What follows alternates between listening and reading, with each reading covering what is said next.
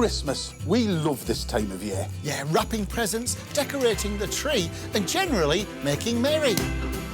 And nothing beats a bit of Christmas home cooking shared with family and friends. Delicious festive food for all occasions, packed with flavour and full of love. Ding dong merrily on high. And we'll be joined by some familiar faces to get us all into the festive spirit. Oh, my goodness. That is preposterously wonderful. Merry Christmas. We'll also find out how to make someone's day with delicious homemade foodie gifts.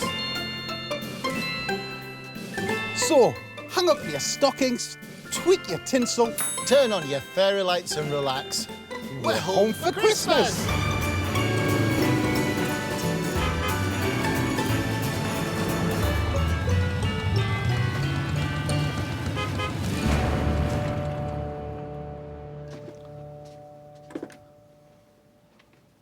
Dave, imagine you're having a quiet family Christmas.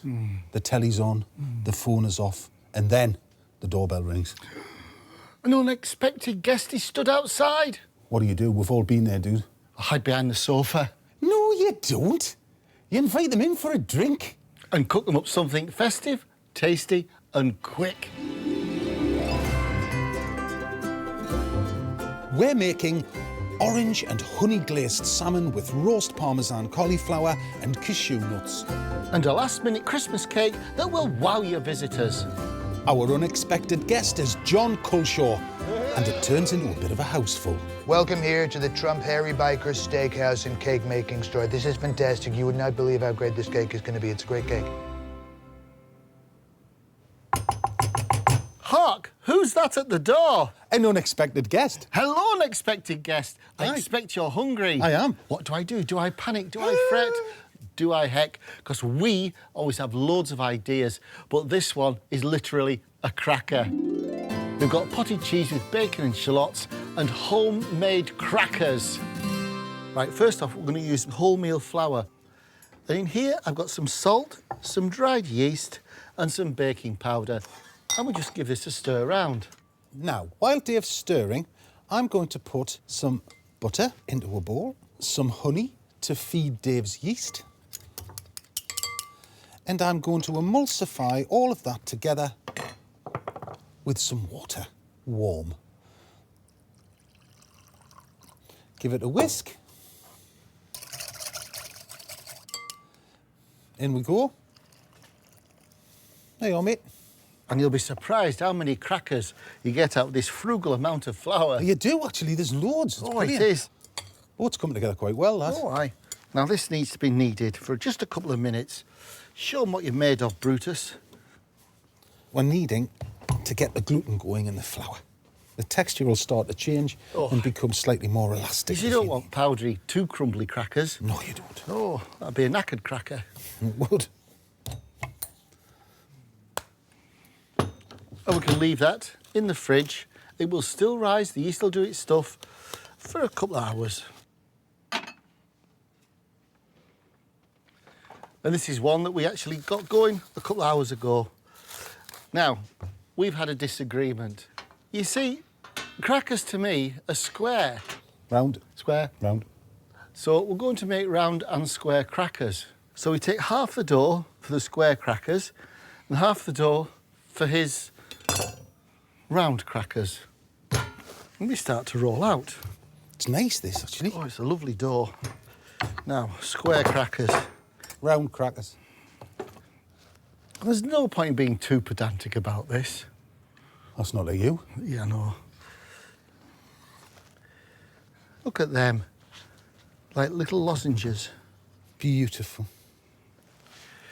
I've got a non-stick tray, so we don't need any oil. I think I've got more crackers than you. Mine might take up a bigger surface area. Mine are more aerodynamic. Mine roll better. Now, you must prick your cracker. If you don't, it's just going to kind of go wobbly. Do you remember that Christmas I turned up at your house unexpectedly? Yeah. I was meant to be having it on my own up in Scotland. And in the end, I came down on Christmas Eve. You did. And I stayed till New Year. It was brill. You see, that's not unexpected, Because that's what you do anyway. Yes, yes. And that's what I do at your house. I know. I've only come for 24 hours. I was there for a fortnight. It was It's great. true. Get your feet under the carpet. That's it, lovely. At least you'll always do a bit of cooking. Now, you need to paint your crackers with olive oil. Right, we've got dressings for this, Kingy. Great, mate. It's got dried thyme and we've got Nigella seeds. And yet a lovely speckly cracker.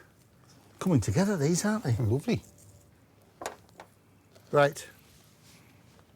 Now we just pop those into a hot preheated oven, 220 degrees Celsius for 8 to 10 minutes. Keep an eye on your crackers. You don't want them burning. Meanwhile, we'll get on with our potted cheese.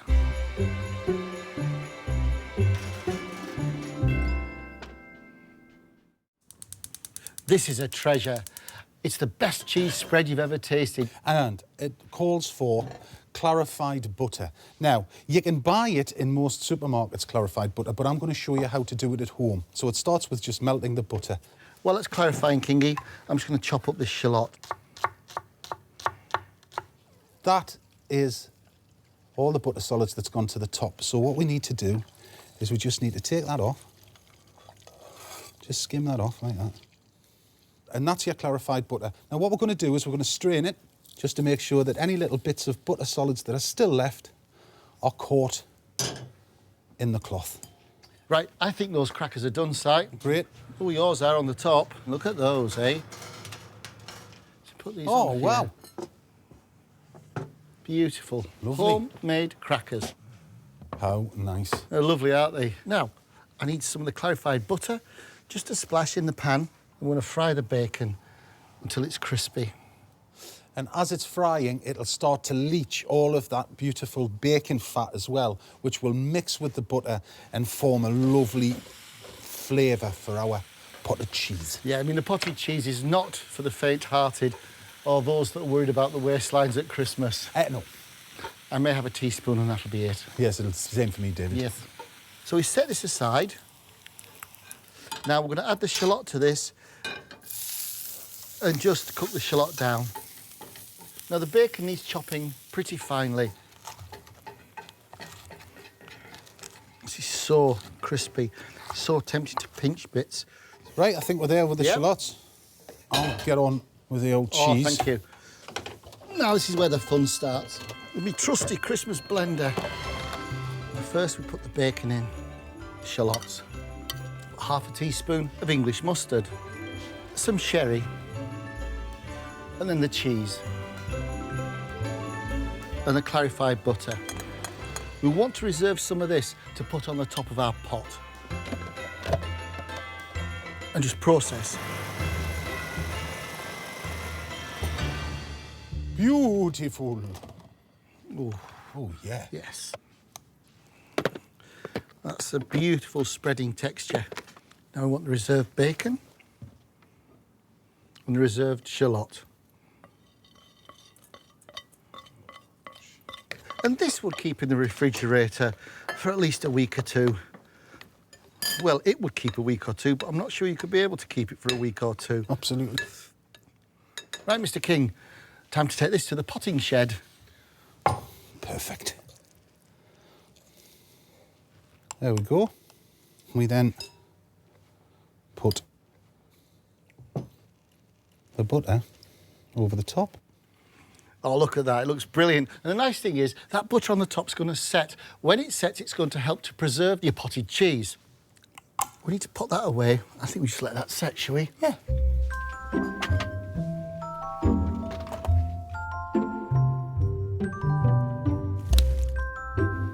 Qua.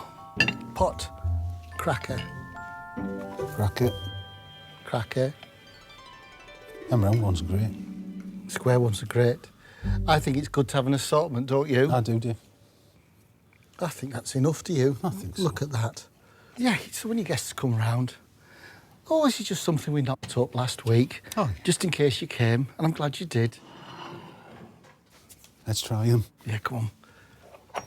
Because your square ones are so lovely, I'm going to try one of your square ones. Because your round ones are equally as lovely, I'm going to try one of yours.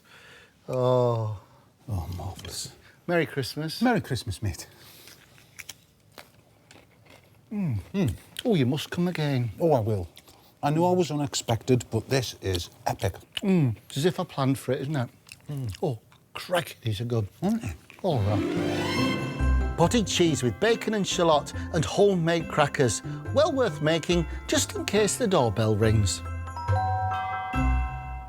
Now, if it's likely this Christmas that you may have some mates that drop in, why not have a handful of homemade prezzies to give to them?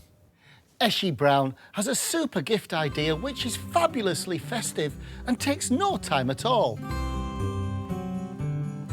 Mulled wine is Christmas personified, you know, kind of reminds me of like snowy, cold nights drinking wine to warm up, so it's just really Christmassy and, yeah, got a great festive feeling when you have it. So making a mulled wine kit that you can give as a gift, so anyone can make their own mulled wine. It's a family recipe that my mum taught me, and I always look forward to it happening sort of close to Christmas time. It reminds me of Christmas Eve, when you're getting the presents wrapped and you're having a nice glass of mulled wine. Goes really well with mince pies as well, which you also often make on Christmas Eve and leave out for Father Christmas. It can almost sort of be like an emergency wine kit if you need it as well. Obviously, Christmas period can be a little bit stressful, so this is quite a nice gift to give people. Really Christmassy flavours. I think the cinnamon and the orange particularly, just making you feel ready for Christmas making it. I think it's quite nice to have a little bit of cellophane around the outside as well, and you just bring it all together and tie a ribbon around it so it's a little parcel. And then all you have to do is just tie it to the bottle of red wine that you're going to give. You can pop a few cinnamon sticks on the outside or some dried orange slices. That makes it look really Christmassy as well. Got the complete kit, you don't need anything else. Great to bring to a party as well, so if you're going to a party and someone might not have already thought about making it, you can bring this along and you can do it there.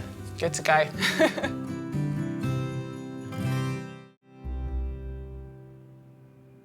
Our brilliant guest today, well, he was expected, but he may have brought some unexpected guests with him. Jon Culshaw! Hello, nice to see you. Merry Christmas, John. Merry Christmas to you too. Merry Christmas to you too. So do you like Christmas? It's a wonderful time of year. I always call it the time of year where you restore your factory settings. And I love to go home, shut the door, and for two weeks or whatever the amount of time, just do nothing. Just do nothing.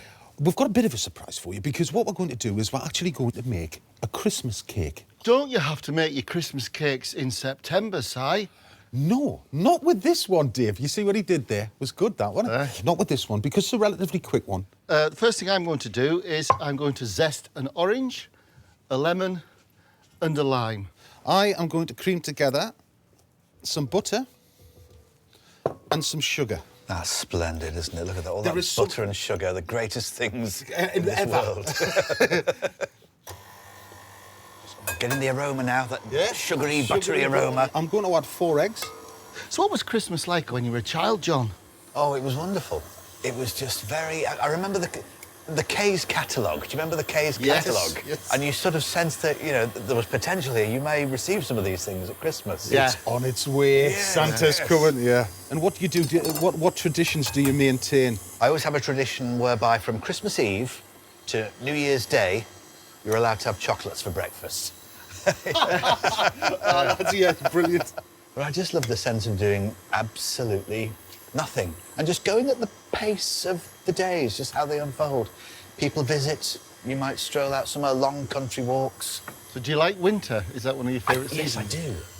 I think it's the most beautiful time of year. Astronomy season, for one thing. Yes. Yes. So the frosts tend to give you those beautiful, piercingly clear skies. Absolutely. And I love that time of the day, you know, the late afternoon, winter sunsets, when the stars start to come out. It's just wonderful to get out into that. Fab.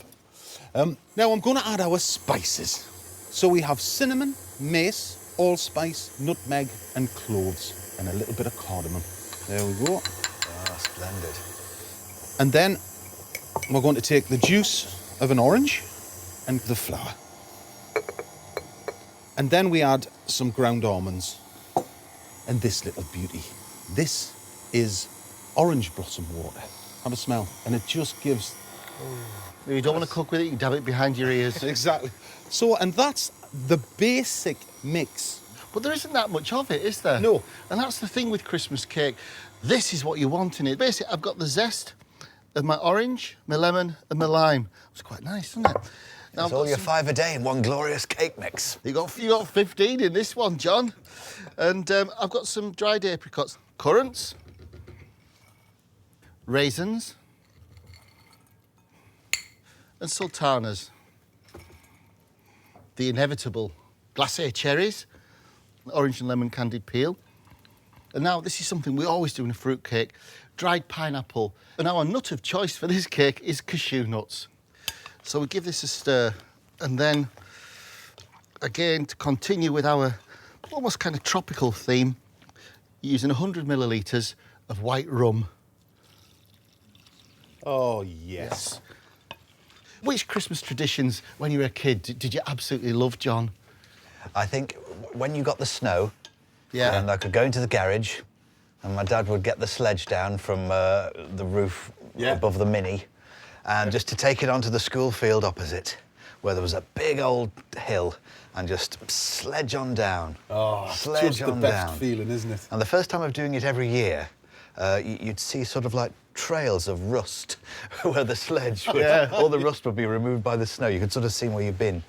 But yeah, the chance of some, you know, some Winter Olympic sledging in your own backyard. On the toboggan, it's just brilliant, wasn't it? When did you start to do impressions then, John? I think it was probably, a big part of it was watching Mike Yarwood's Christmas shows. Yes. Oh, of course, yeah. It was wonderful watching Mike, and the wonderful, ingenious thing about Mike is he was the first big-time TV impressionist. Yes. And the way he was so smart to understand the multi-cameras. Yes. And the split screen. So, oh, you're able to, oh, they're elbowed over in this camera. And he just had that so smart. Yes.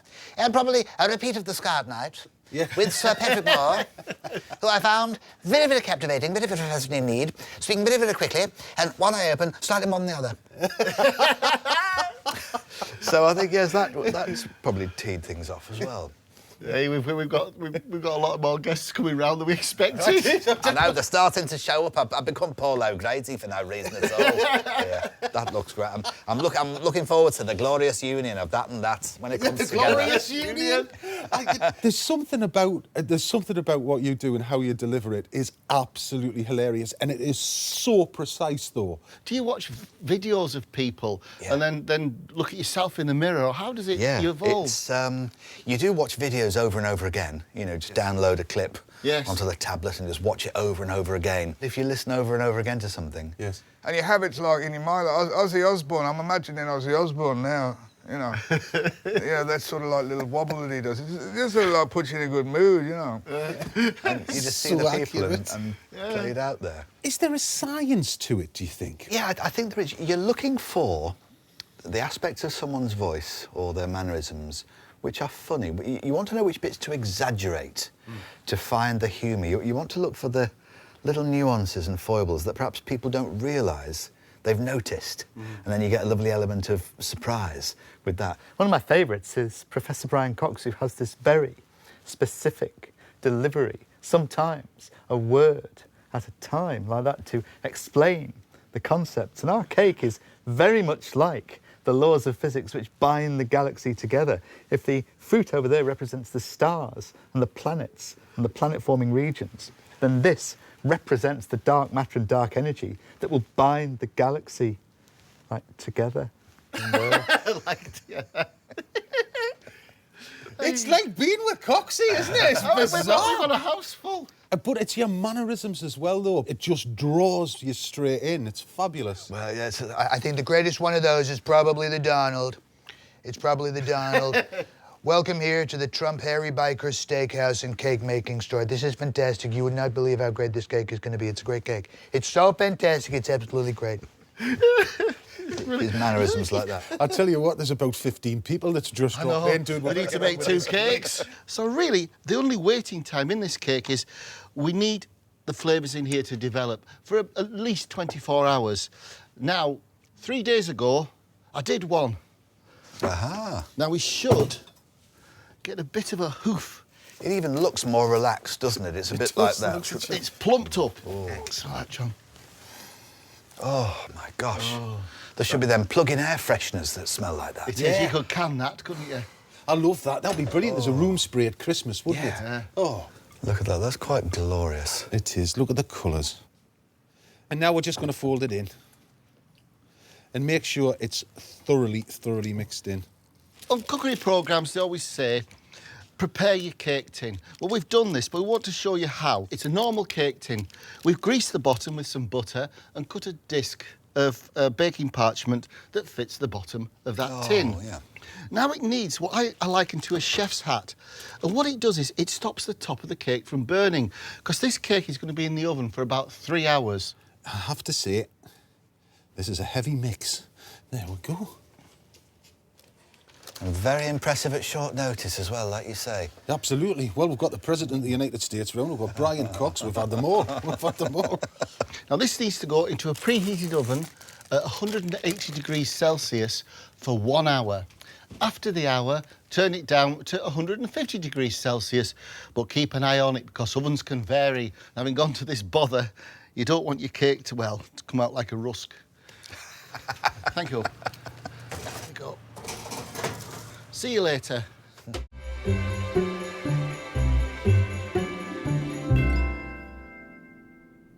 So, John, when do you exchange presents? I think we have lunch and then just sort of sit back in that beautiful, zonked out state, Yeah. which I think that's one of life's little luxuries. Lovely. I feel like that now.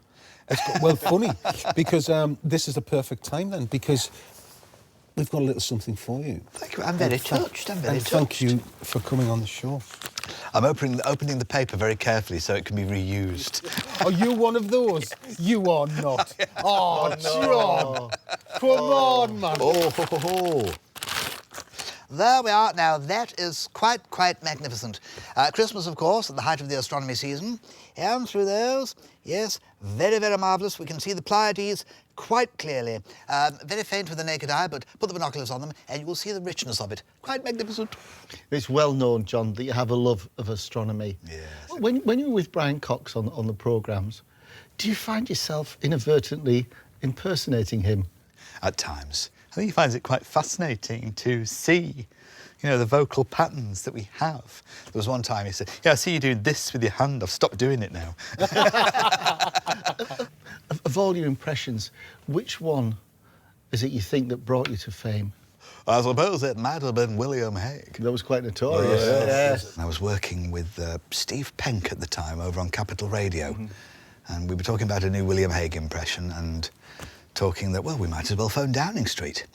So Steve got the number of the Cabinet Office from Directory Inquiries, just like that. The idea of the joke was meant to be Hague would say, yes, could I speak to the Prime Minister? And someone would say, no, go away, just stop wasting our time. Well, am I not important enough? This is an outrage. But the very helpful lady said, yes, who is it, please? Yes, it's William Hague. Oh, just a moment, we'll go and fetch the Prime Minister. He appeared on the line. Yep, hello, you know, you know, that unmistakable sort of voice, you know, always with a grin there. And I think what's important is, you know, your body language stiffens and your face becomes, you know, a little bit like the Joker, and then your body language sort of takes on the form of C-3PO. In the press at the time, Blair had always said, you know, let's be informal, you know, just call me Tony. But William Hague wouldn't go along with that. Rather sardonically, addressed him as Prime Minister. So when on this call, I said, you're right, Tony. You know, he knew something was up, but he played along good-naturedly. Hey, gosh. It's about time we did the cake and took it out of the oven. Oh, I think so. Should we? Yeah, come on. I can't wait to see that.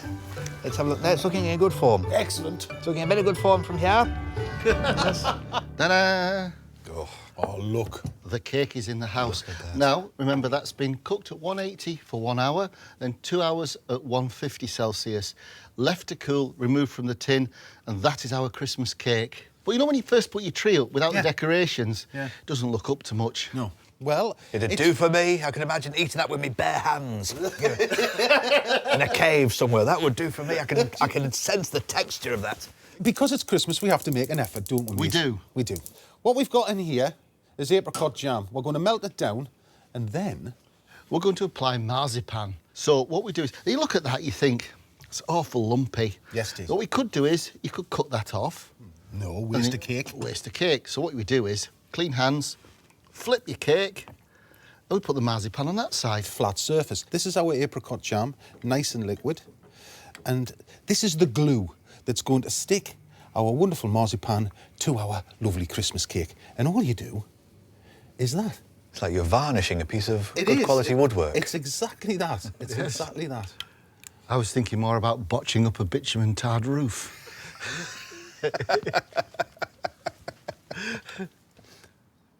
There we are. Look at that shine, look at that depth of colour. It's like Rembrandt's loft. There we go.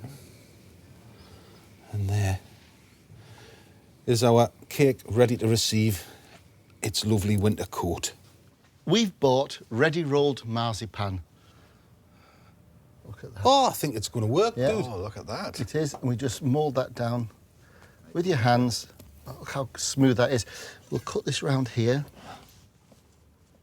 Mr. King, make it beautiful. Now, this is a blowtorch. It is the weapon of a Jedi. Now, I'll turn this off so you can hear.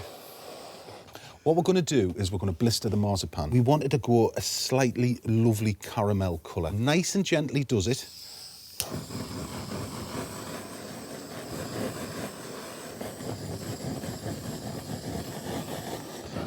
Oh, it's beginning to sizzle. Oh, look at that. There's no mistaking it when it starts to fizz. There we go. It's beginning to resemble a giant macaroon. It is. It's what you want. The force will be with you, always. Thank you, John. Now, over here, we've got all manner of decorations. We've got the ubiquitous sprig of holly. That's a good bit. Oh, nice. That'll do. But we're just going to use those as like almost Christmas decorations on the cake. Not for eating, but for show. I mean, things like this, we can use this. It's an edible spray. You know, like have gold cinnamon. Beautiful oranges as well. And now, this is the good bit. Look at this.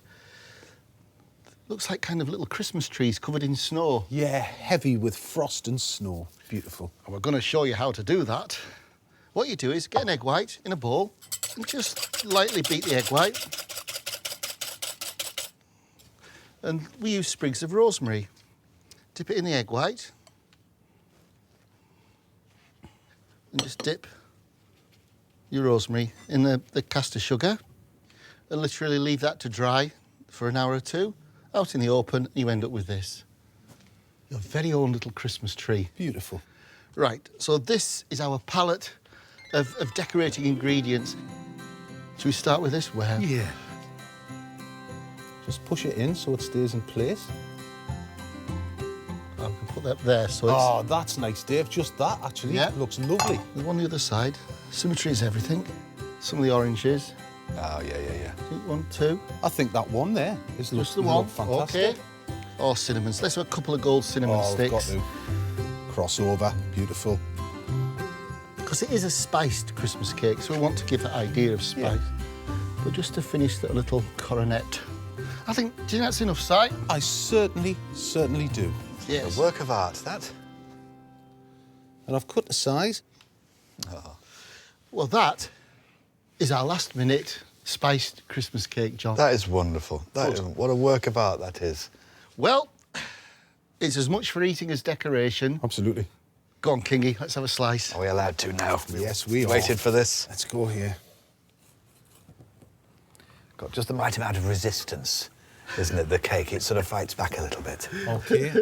Oh, my Oh, goodness yes, look at gracious. that. Oh, it's a good looker. Right, come on, let's go. May I? My mother used to say it was almost too nice to cut. What do you reckon? Good? Oh, I think this is a wonderful cake. It's so beautiful. It was so wonderful to witness how you made it. And the marzipan, I'm going to use it as my hair for when it's raining. And that's going to be so fantastic. You would not believe how great that cake is. It's a great cake. It's fantastic. I love how you did that. That is fantastic. Last minute Christmas cake. Rich, fruity, and spectacular. Turning up to someone's house with a homemade festive gift will put a smile on anybody's face. Olia Hercules shares one of her favourite Christmas treats, which is full of seasonal flavours.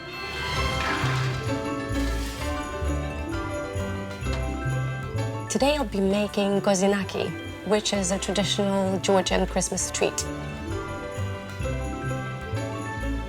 It's like a lovely walnut and honey brittle, basically, that every Georgian kid really looks forward to every Christmas. It's a real treat.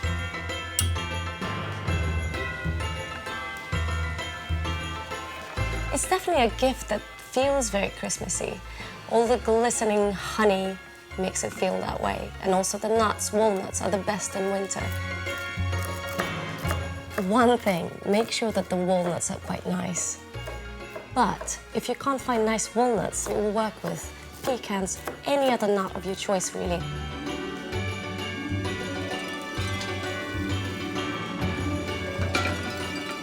I love making it because it just smells so Christmassy with the honey, but it's all in the taste, really. That lovely, sweet, ever so slightly salty from the salt, and nutty flavour and texture. Traditionally, you would cut it into diamond shapes, which look really wonderful.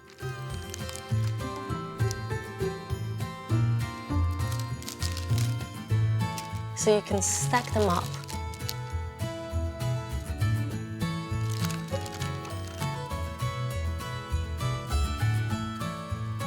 You can pop them in a box, or you can wrap them just like I am now. Pack them up really beautifully. They just make a perfect present. It's very inexpensive to make, and it's very quick, about 15 minutes. But the most important thing is that you actually spent those 15 minutes making it and wrapping it, and it's a really lovely gift that you made with love.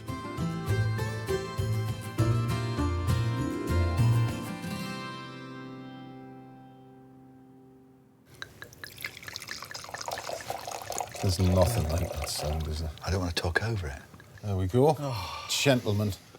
Well, cheers. Cheers. Merry Christmas. Merry Christmas, John. Merry Christmas. What an absolute joy. You know, when there's a knock on the door and you think, oh no, not you four. I forgot I invited you. Well, this recipe is perfect for that occasion. It's a bit posh as well. We're going to do an orange glazed salmon served on roasted cauliflower with cashew nuts. Right, I'm going to make the sauce. First thing I'm going to do is to peel my knobbly bit of ginger. Usual one, fabulous trick, do it with a spoon. Right, while Dave's doing that, in here we've got some ginger, cinnamon and cardamom. We're going to mix that together. So, very simple. Just give it a good coating, and then we're going to set them aside a little bit just to infuse and marinate. Quite good on a barbecue, this, wouldn't it? Perfect on a barbecue, mate, yeah. There we go. And we just let them sit and get the flavours going. I'm going to make the sauce. This needs to reduce for about 10 to 15 minutes. I want some honey. Can I help, mate, in any way? Nah, I'm all right. Honestly, it's going to take long. I asked my parents if I could help with Christmas dinner, and they'd say, yeah, keep out the way. Yes. No. Get out of the kitchen. Yes. Honey, some soy sauce, sweet and savoury. Lovely. It's 4 cloves of garlic. Tell you what you could do, Kingy. What's that, bud? Could you zest me my orange in there? Yeah, absolutely. It's like... Teamwork at Christmas. It is. It's all round mob handy. And now, my thumb-sized piece of... You would say that a thumb-sized piece of ginger. Yeah. Just about there with that one, look. Now that is a thumb-sized piece of ginger. It certainly is. There you are, mate. Fantastic. Would you juice it for me? Indeedy. And the ginger goes in too. Now, the orange juice is the last thing to be added, the juice of an orange. And we're just going to cook this. There's not much liquid there until it's nice and thick and syrupy. It's just a nice... It really is an intense sauce to put on the salmon. But now it's time to get on with the collie, isn't it? It certainly is. Are you going to floret? I'll floret. So we break it into small florets, try and keep them all the same size so they cook evenly. John, do you ever meet the people that you do impressions of? It has happened, yes. Chris Eubank would give me tips on how to do it. Well, Chris would, wouldn't he? I suppose you speak with that You exaggerate the lisping for comedic effect. But, He's a hoot, No. and I remember at a charity event and being introduced to the Prince of Wales. And right. I was sort of asked to do him in front of him. And he sort of said, one never knows about all of the foibles and idiosyncrasies that one has. Yes. I can feel you now looking at me, practicing your technique. Do you get ever confused and do you get locked into, you know, when you're learning a character, do you get locked into that? Sometimes you do. Sometimes Les Dawson. Or sometimes this little robin here has reminded me of Sir David Attenborough and this wonderful creature that we can see in many of our gardens. It is very nice to see it here, sat on an orange, in its natural habitat.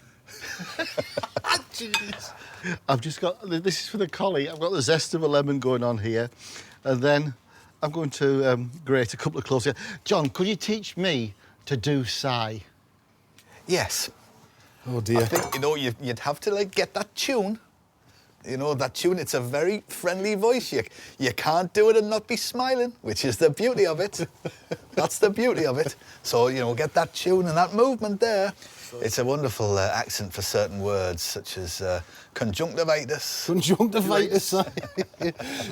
Profiteroles. I love the differences between accents.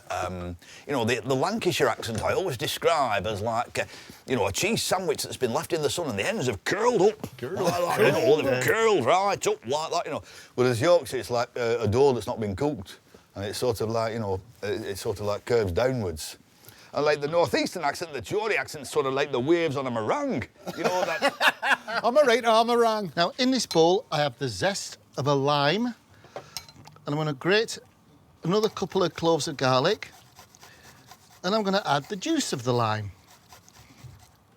Now, this is for Mr. Cauliflower. That was my school nickname for a few years. What, Mr. Mr. Cauliflower? Cauliflower? Culshaw to cauliflower was a small leap for my colleagues in school. Did you do impressions at school? Oh, yes. Yes. Yes, the history teacher. also the physics teacher, Mr. Dwyer. If you don't pay attention, you'll never learn it. You won't learn it. Ooh. Actually, now that sauce is just about there. You see, when we say it's reduced to a syrupy consistency, this certainly has. Back to the cauliflower. In here, I've got the juice and zest of a lime with 2 grated cloves of garlic. And lastly for this, about a tablespoon or so of either rapeseed oil or olive oil. Now, I've got some cashew nuts here that go in with the collie, and they just need roughly chopping. We're in business. So this is a dressing for the cauliflower's blanching, and we've got the nuts. Right, mate, that's them blanched. Beautiful. So I'll just strain this off. Lovely. And we want the cauliflower to be dry, or it simply won't roast.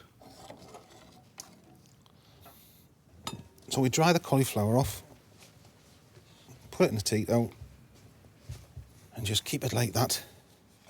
I often think that cauliflower is like the best value veg in the world. Oh, it's brilliant. Yeah. When it's roasted, it's lovely and sweet. I don't think I've had roasted cauliflower before. You're in Usually for a treat, steamed John. or... You'd love it. It changes the collie completely. But this, we've got the lime and everything with it. So I'm fascinated to find out what this is like. Onto the collie, just scatter the cashews, like so, and pour on the garlic, lime and oil, and give that a good stir. And make sure that you get all of that wonderful sauce that Dave's made all the way through. Now, this needs to go into a hot oven, 200 degrees Celsius, for 10 minutes. Then we pull it out, then we cover it with Parmesan cheese, then put it back for another 10 minutes, so the cheese builds up with the nuts. It's epic.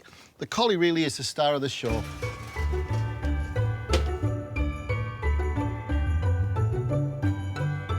Oh, yes. Starting to colour up. Lovely. Now, what we do now, we just grate Parmesan on the top. And cauliflower and cheese were born to be together, weren't they? Absolutely. Like Christmas snowflakes falling down. Yes. It's like Santa's dandruff. I think that's enough. That sounds like a band that John Peel would have played. From their world tour. Yeah, they'll be coming to a gig near you. Yeah. Back into the oven for another 10 minutes. It's about time we got the salmon on as well, then. A bit of rapeseed oil, Kingy. Yeah, please, mate. Yeah, perfect. You know, I think whatever the circumstances, you know, feeding people at Christmas is such a good feeling, isn't it? Yeah. It's sharing the love and it's shared food, Yes. shared table. Yeah. It's the best, Nothing better. even if they are unexpected. Yeah, and slightly irritating. Yes, but you never turn them away. Never. No. Never. No. And if they've got a mouthful, they can talk less, so that's good as well if they're a bit annoying. Skin side down first with the salmon fillets. We want crispy skin. So you need to make sure that the pan and the oil is hot. There we go.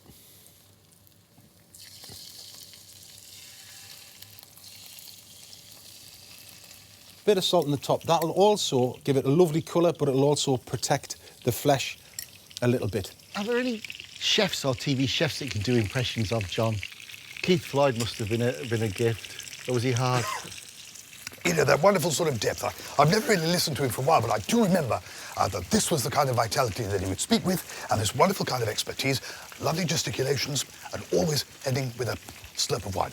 That's uncanny. It's just Absolutely unbelievably uncanny. clever. Yeah. It's really clever. Right, mate? That's mighty fine. There we go. Got to cook that flesh side down now for a minute. It doesn't take long to cook, does it? Just keeping an eye on it doesn't. when that colour It goes doesn't. through. Yeah, I think we're there, Dave. Right, let's get the collie. Ooh, look at that. Oh, beautiful. We don't want to lose that crisp. The parmesan has formed like crisps on the bottom. Here we go. There we go. The sauce really, it's more of a chutney, but it's so full of flavour. You smell a ginger hit from here. Gorgeous. There you are, John. Thank you very much. I feel spoiled. Dig in. Oh, look at that. I want to get the full effect. Oh, Good.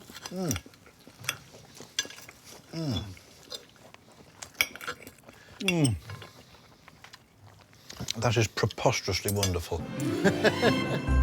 Orange and honey glazed salmon with roast parmesan, cauliflower and cashew nuts. Don't be surprised if your guests come back for another visit. Cheers, John. John, a very, Merry Christmas to you. Christmas. Cheers. Cheers. Thank you for having me. Merry Christmas. Merry Christmas, guys.